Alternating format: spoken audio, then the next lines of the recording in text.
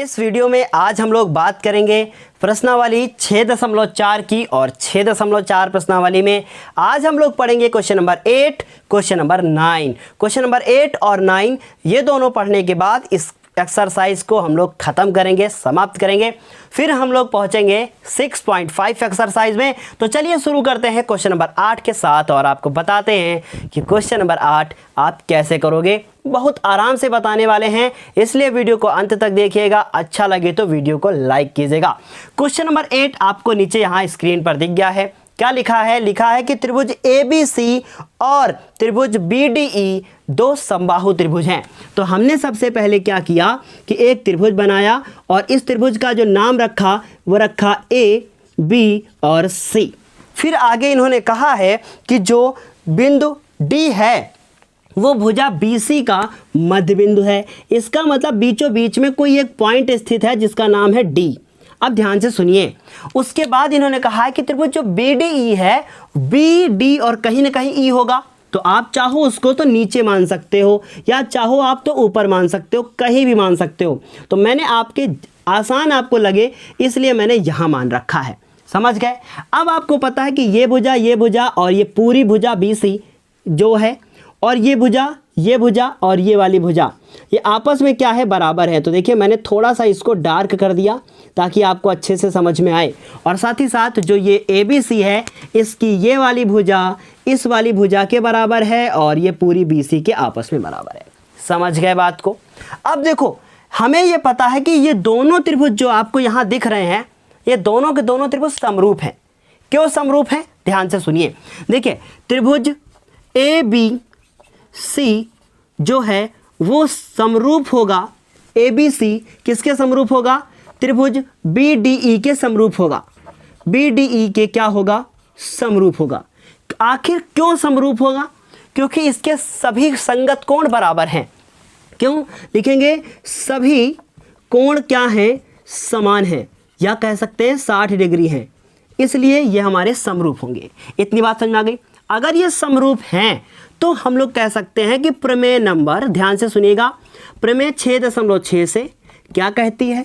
प्रमेय 6.6 कहती है कि अगर दो त्रिभुज समरूप हैं, अगर दो त्रिभुज समरूप हैं तो उनकी संगत भुजाओं के वर्ग का अनुपात बराबर होता है इन क्षेत्रफलों के अनुपात का।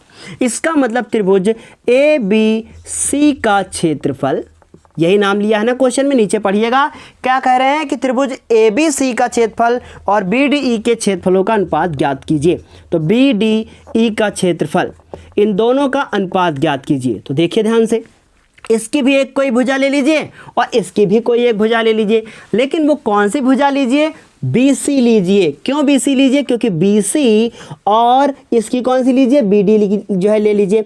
इसलिए ये रिलेशन भी तो दे दिया है कि अगर, देखिए ये क्वेश्चन में और कुछ भी दिया था, इस क्वेश्चन में दे रखा है इन्होंने कि जो हमारा BC है उसको अगर हम लोग आधा करेंगे तो हमें BD मिलेगा। अर्थात हम कह सकते हैं कि अगर इसको इसके साथ हम लोग मल्टीप्लाई कर दें, यहाँ BD लिखिएगा, इसको इसके साथ मल्टीप्लाई कर दें तो कह सकते हैं कि 2BD इक्वल होगा। ऐसा दे रखा है हमको कि अगर ये BC है, ये BC है और बीच में D टपक पड़ा तो इसका मतलब ये BC का आधा है। कौन? BD। तो BC का आधा है BD। समझ गए? तो ये हो गया। अब इसका वर्ग लगाओगे आप, ठीक? देखो ध्यान से। अब BC बराबर हमने प्रूफ कर रखा है 2BD और BD कहाँ है? BD तो BD है। स्क्वायर लगाया, BD कट गया, बचा क्या? 2/1 का होल स्क्वायर। तो 2 का स्क्वायर 4 और 1 का होता 1, इसलिए आंसर क्या आया? 4:1। उम्मीद है क्वेश्चन नंबर 8 समझ में आया होगा। कोई दम नहीं थी इसमें, बहुत आसान क्वेश्चन था। 8 नंबर क्वेश्चन भी कंप्लीट है। अब हम लोग बात करेंगे क्वेश्चन नंबर 9 की। ठीक है, हम चाहते तो पिछले वीडियोस में इनको बता सकते थे, पर वो वीडियो ऑलरेडी बहुत लंबे हो चुके थे, इसलिए इन्हें अलग से बताना सही समझा मैंने।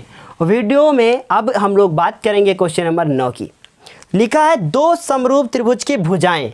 दो कोई समरूप त्रिभुज हैं, ये एक भुजा हो गई, एक जो है त्रिभुज हो गया और ये दूसरा त्रिभुज हो गया।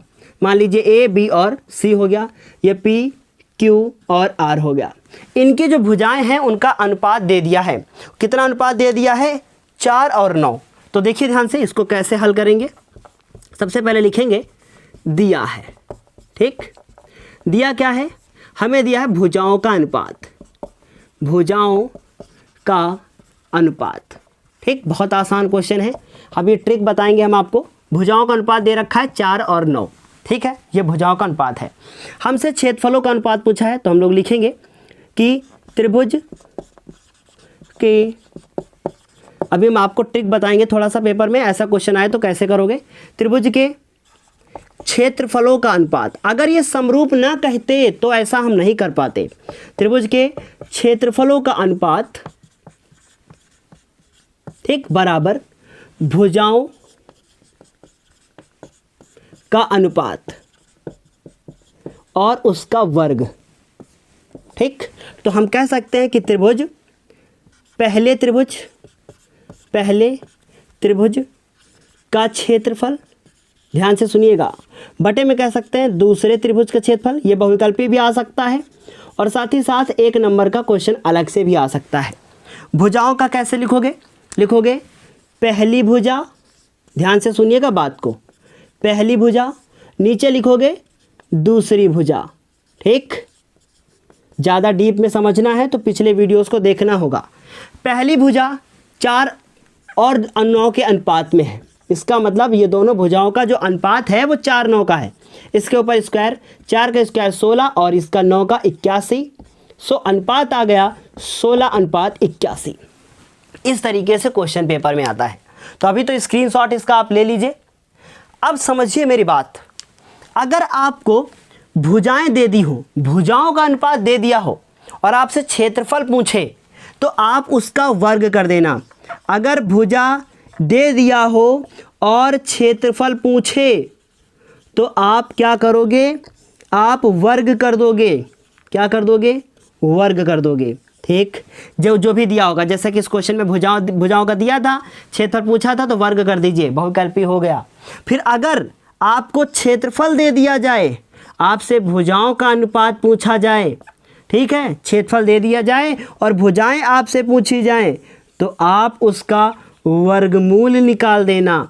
वर्गमूल का मतलब अंडर रूट लगा देना। जैसे कि मान लो इस क्वेश्चन में, अभी मैंने नीचे नहीं देखा, बुक में आंसर नहीं देखे, लेकिन इस क्वेश्चन में जब आप बुक में आंसर देखोगे तो आपको जो है 4, 9 और उसके बाद 8, 16, 81 के साथ साथ 2 और 3 भी दिया होगा। चलिए देख लेते हैं। देखिए पहला ही है 2 और 3, तो आप गलती कर दोगे ना 2 और 3 में टिक करके। इसलिए याद रखिएगा, ये भुजाएं दी थी, तो भुजाएं अगर दी हैं तो क्षेत्रफल पूछा है, किसका? क्षेत्रफल का अनुपात पूछा है, तो वर्ग करोगे।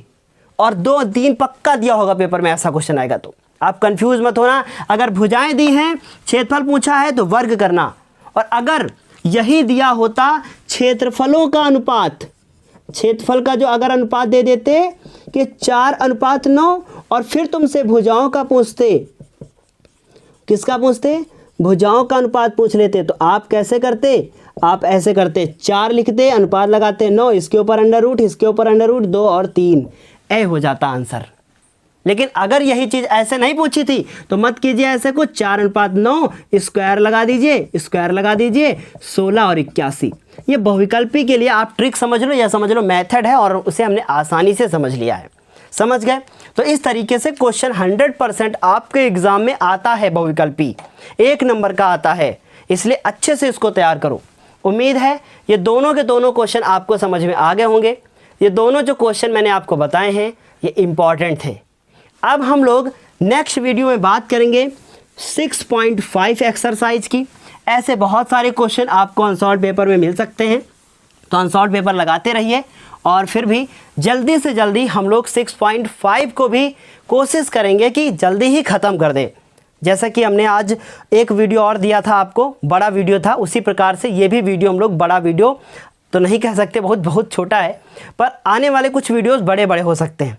तो एक बार कमेंट करके ये ज़रूर बताइएगा कि क्या बड़े बड़े वीडियोस आप लोग चाहते हो, वरना ट्रायंगल में बच्चे बोर हो जाते हैं, इसलिए बड़े वीडियोस हम नहीं बनाते हैं।